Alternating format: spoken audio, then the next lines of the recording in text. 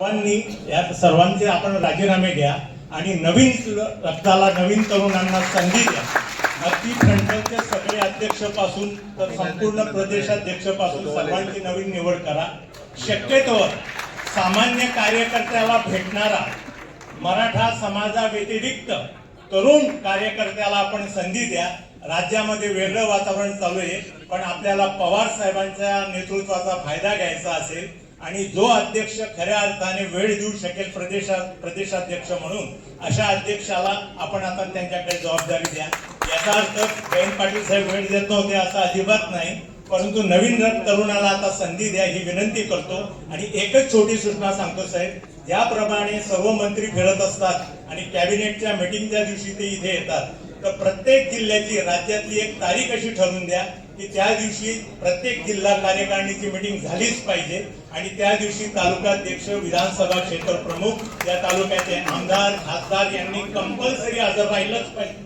अशी मीटिंग ठेवा, तरच आपली संघटना येईल। नाहीतर आपण कागदावर फक्त मोठे दिसतो, प्रत्यक्षात आपण मोठे दिसत नाहीत। जर आपण काम केलं आणि पवार साहेबांसारखं नेतृत्व मिळालंय तरच आपला फायदा होईल, असं मी आपल्याला सांगतो।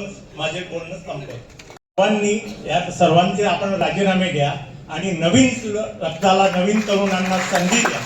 अगदी फ्रंटलचे सगळे अध्यक्षपासून तर संपूर्ण प्रदेशाध्यक्षपासून सर्वांची नवीन निवड करा।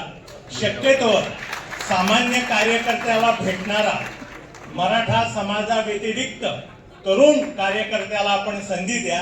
राज्यामध्ये वेगळं वातावरण चालू आहे, पण आपल्याला पवार साहेबांच्या नेतृत्वाचा फायदा घ्यायचा असेल आणि जो अध्यक्ष खऱ्या अर्थाने वेळ देऊ शकेल प्रदेशाध्यक्ष म्हणून, अशा अध्यक्षाला आपण आता त्यांच्याकडे जबाबदारी द्या।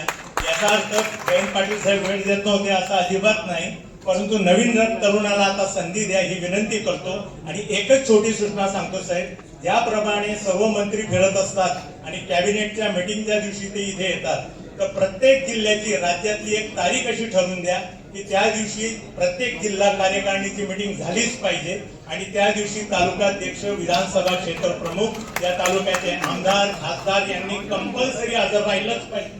अशी मीटिंग ठेवा, तरच आपली संघटना येईल। नाहीतर आपण कागदावर फक्त मोठे दिसतो, प्रत्यक्षात आपण मोठे दिसत नाहीत। जर आपण काम केलं आणि पवार साहेबांसारखं नेतृत्व मिळालंय तरच आपला फायदा होईल, असं मी आपल्याला सांगतो।